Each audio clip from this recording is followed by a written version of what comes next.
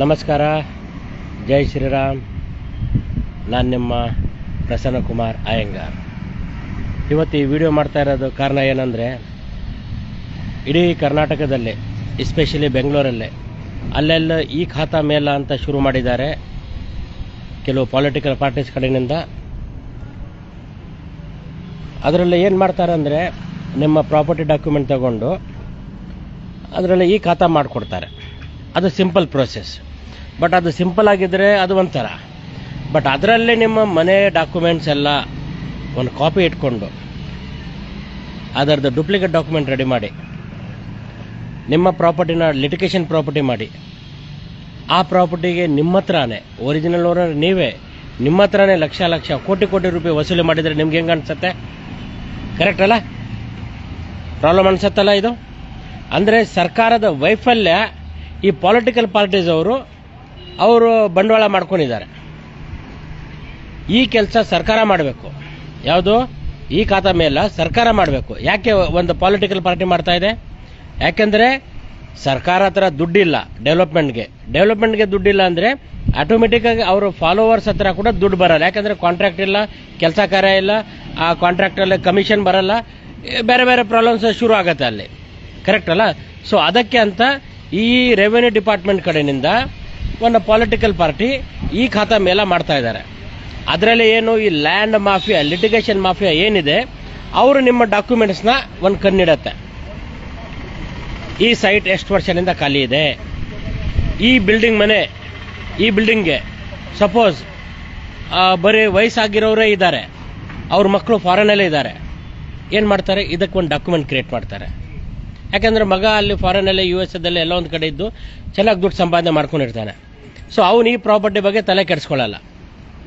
ಮುದುಕರಿಗೆ ಇವ್ರಿಗೆಲ್ಲ ಇಲ್ಲಿ ವಯಸ್ಸಾಗಿರೋರಿಗೆಲ್ಲ ಈ land mafia, litigation mafia pressure ಹಾಕಿ ಹಿಂಸೆ ಕೊಟ್ಟು ಒಂದು ಮನೆಯವರ ಖಾಲಿ ಮಾಡಿಸ್ತಾರೆ, ಇಲ್ಲ ಅಂದರೆ ಅವ್ರ ಹತ್ರ ದುಡ್ಡು ವಸೂಲಿ ಮಾಡ್ತಾರೆ.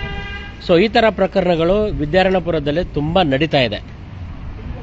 ಸೊ ದಯವಿಟ್ಟು ನಿಮ್ಮ ಡಾಕ್ಯುಮೆಂಟ್, ನಿಮ್ಮ ಪ್ರಾಪರ್ಟಿ ಡಾಕ್ಯುಮೆಂಟ್ ಯಾರಿಗೂ ತೋರಿಸಬಾರ್ದು, ಕೊಡಬಾರ್ದು, ಕಾಪಿನೂ ಕೊಡಬಾರ್ದು. ಮಾಡಬೇಕಾ? ಬೆಂಗಳೂರು ಒನ್ನಲ್ಲಿ ಹೋಗಿ ಮಾಡಿ, ಇಲ್ಲ ಸೀದಾ government tahsildar office, sub register ಆಫೀಸಲ್ಲಿ ಹೋಗಿ ನಿಮ್ಮ ಡಾಕ್ಯುಮೆಂಟ್ ಮಾಡ್ಕೊಳ್ಳಿ, ಇಲ್ಲ ಆನ್ಲೈನಲ್ಲಿ ಮಾಡ್ಕೊಳ್ಳಿ.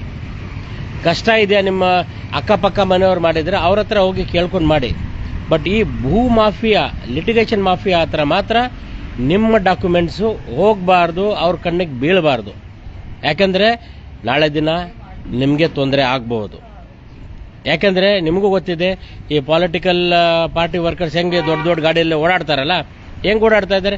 ಯಾವುದು ಕೆಲಸ ಕಾರ್ಯ ಮಾಡಿದೆ, ಯಾವುದು ಗ್ಯಾರೆ ಕೆಲಸ ಮಾಡಿದೆ, ಯಾವುದು ಕೂಲಿ ಕೆಲಸ ಮಾಡಿದೆ, ಯಾವುದು ಪೇಂಟಿಂಗ್ ಕೆಲಸ ಮಾಡಿದೆ, ಯಾವುದು ಬಿಸ್ನೆಸ್ ಮಾಡಿದೆ, ಅವ್ರ ಹತ್ರ ಇಷ್ಟೊಂದು ದುಡ್ಡು ಹೆಂಗೆ ಬರ್ತಾ ಇದೆ, ಅವ್ರ ಜೀವನ ಹೆಂಗೆ ನಡೀತಾ ಇದೆ, ಈ ಥರ ಲಿಟಿಗೇಷನ್ಗಳು ಮಾಡಿಕೊಂಡು ಅವರು ಜೀವನ ನಡೆಸ್ತಾ ಇದ್ದಾರೆ.